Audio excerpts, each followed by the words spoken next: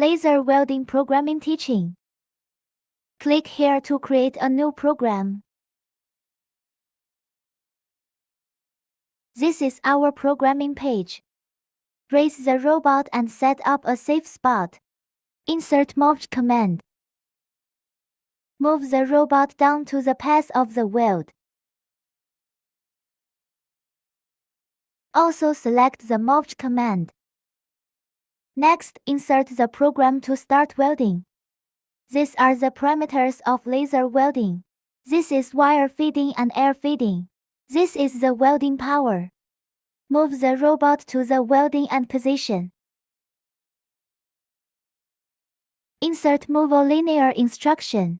Speed set to 8. Set welding end command. Raise the robot and set a safe point. Use the Move command. Start welding simulation now. Turn on automatic mode. Click here on the screen to start simulated welding.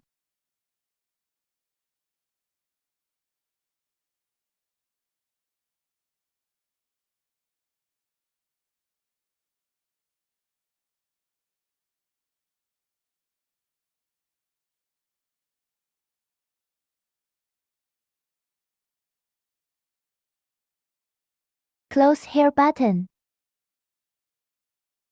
Start laser welding.